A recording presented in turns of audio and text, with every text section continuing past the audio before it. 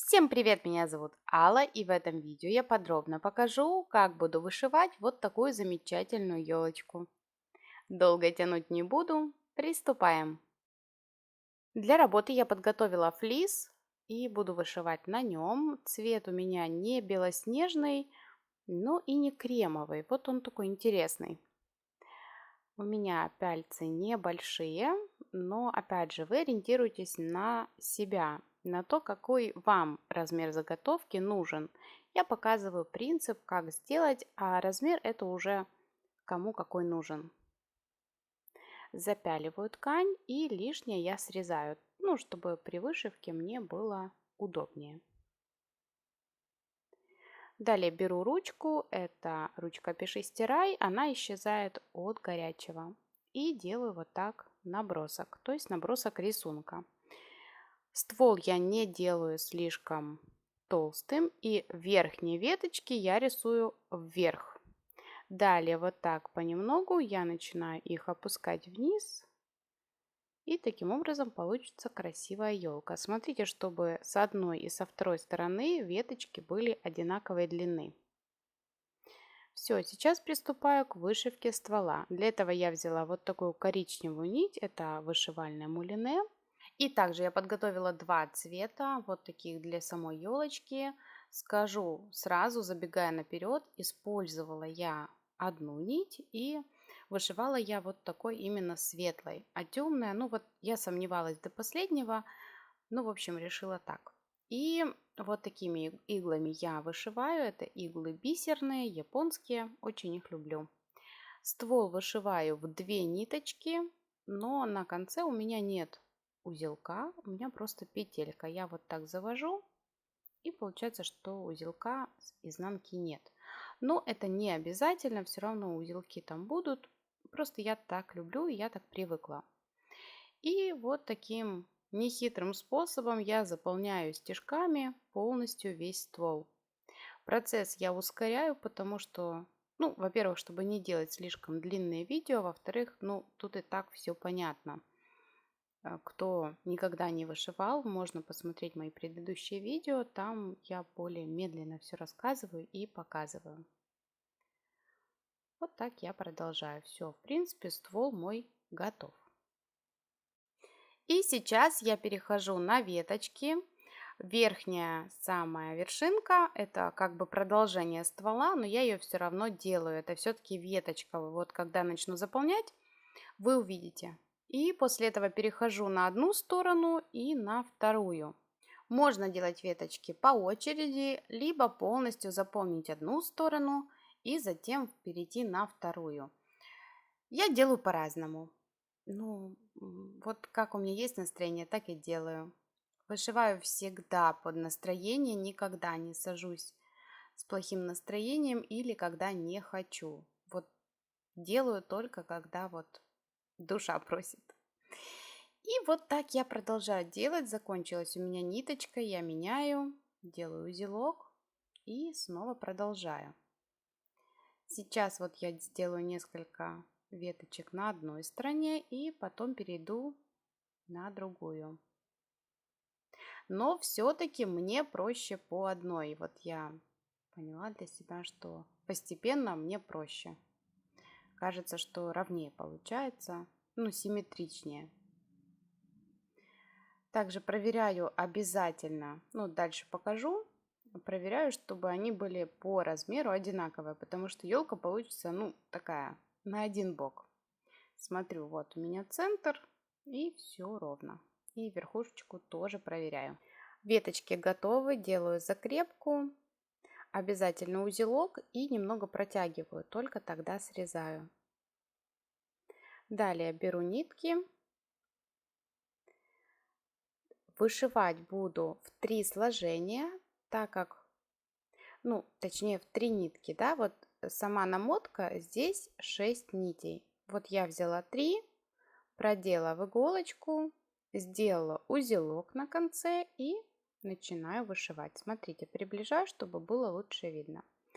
Первую иголочку я делаю вот так, просто в продолжении ствола, вверх. Сделала стежок, Протягиваю ниточку, и следующий стежок у меня будет ниже, чем первый, вот так. И ухожу я к основанию первого стежка, ну или ствола, или веточки, ну вот вы там поймете дальше. Вот так. Далее снова следующий стежок ниже, нежели предыдущий. И снова к центру. Вот так. Затягиваю. Теперь перехожу на вторую сторону, точно так же на том же уровне, просто дублирую. Смотрите, вот так изнанка и дублирую все стежки. Но иногда бывает так, что на одной стороне одно количество, на второй немного может быть больше или меньше. Но это уже смотреть нужно по ситуации. Все, первая веточка у меня готова. И теперь можно переходить ко второй. Смотрите, я вкалываю в кончик веточки, и первый стежок я делаю как бы в продолжение этой веточки. Вот так. И далее все точно так же вкалываю с одной стороны чуть ниже и к центру. На самом деле на слух тут, наверное, не воспринимается информация, но если вы внимательно смотрели на экран, то вам все очень понятно. А когда вы возьмете пяльцы и начнете вышивать, вам сразу будет все очень легко. Ничего сложного здесь нет. Также вот заканчивается ниточка, меняю и продолжаю. Ну, конечно, в 3 нитки тут я, конечно, всегда делаю узелок. С каждой новой веточкой елочка становится более пышная, красивая и по-настоящему новогодняя. После того, как я сделала эту вышивку, у меня сразу же появилось новогоднее настроение. Хотя я очень хотела ее вышить, но настроение было, ну, такое, не праздничное. Просто захотелось и все. Но уже после заготовки это, конечно, совершенно другие впечатления. Смотрите, веточки также можно вышивать с одной стороны полностью все и потом перейти на другую сторону. Ну, либо вот более-менее постепенно делаю я, да, ну, несколько веточек с одной стороны, затем с другой. Тут уж каждый подстраивается под свои удобства. И смотрите, вот такая у меня елка. Я вижу, что мне не хватает вот тут веточек, то есть чтобы она была более пышная. Я оставляю зеленую нитку, я ее не отрезаю. Беру коричневую, ну то есть той, которую я вышивала ствол и веточки. И вот так, там, где мне их не хватает, я их добавляю. Почему я сразу не делаю их, ну, более часто, да, потому что можно переборщить. Вот мне проще добавить, когда я уже вижу, где их точно не хватает, чем переборщить, и, ну, тогда будут сами иголочки не такие красивые, не такие пушистые. Но если вы используете, например, какую-то картинку, шаблон, или вы просто очень хорошо рисуете, то для вас это действие будет, ну, бесполезно. Вы изначально нарисуете нужное количество веточек и сразу вот будете вышивать без вот таких дополнений. Но у меня как есть. Вот я уже с одной стороны закончила и перехожу на вторую. У меня получилось, по-моему, по 2 веточки, да, вот, которые я добавила. Также я еще добавляю вот так внизу. Хочется мне, чтобы она еще и там была более пушистая. Все, делаю закрепку и продолжаю вышивать зеленой ниткой те веточки, которые я только что добавила. Когда я буду делать изделие из этой заготовки, я обязательно сниму подробный мастер-класс и покажу его на этом канале. Поэтому, если вы еще не подписаны, обязательно подписывайтесь и ставьте колокольчик, чтобы не пропускать новые ролики. Для того, чтобы не делать слишком длинные видео, я сделаю все за кадром, и вот готовый результат. Смотрите, на мой взгляд, она достаточно пушистая, мне нравится, но мне ее хочется еще украсить. А также хочу показать, что она у меня получилась 4,5 сантиметра. Ну, то есть она достаточно миниатюрная. Теперь я подготовила вот такой бисер. На мой взгляд, это те цвета, которые у меня ассоциируются с Новым годом. И вот такие два, один совсем прозрачный и второй серый. Но забегая наперед, скажу, что серый я не использовала. Весь бисер я пришиваю мононитью. И вот готов у меня прозрачный, это как бы снег. Но я тоже его буду еще добавлять, покажу в конце почему.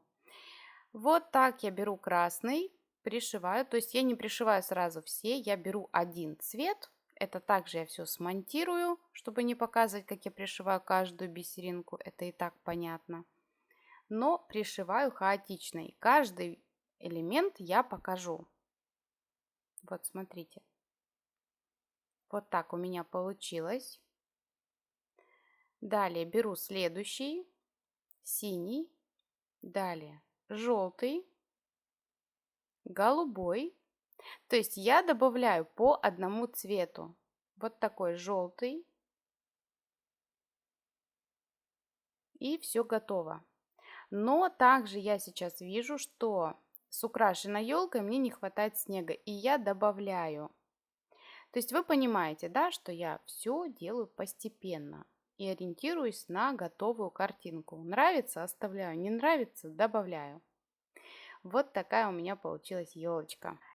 Мастер-класс, который вы только что посмотрели, был записан мной и опубликован на моем втором канале 7 ноября 2021 года. Так как сейчас я занимаюсь тем, что переделываю второй канал, и эти видео на нем уже недоступны, то по возможности я буду их перемонтировать, адаптировать под этот канал, и все они будут здесь. У меня на канале вы найдете множество мастер-классов по шитью, вязанию, вышивке и рукоделию в целом. Поэтому, если вас эта тема интересует и вы хотите научиться чему-то новому, осваивать новые техники, то вам точно на мой канал. Ну и на этом видео подходит к концу. Если вам понравилось, поставьте лайк и напишите комментарий. Также подписывайтесь на канал, если вы еще не подписаны. Ставьте колокольчик, чтобы не пропускать новые видео и видеть их первыми. Если остались какие-то вопросы, пишите их в комментариях, все их вижу, все читаю и обязательно отвечаю. На сегодня все, всем пока-пока и до новых встреч на моем канале.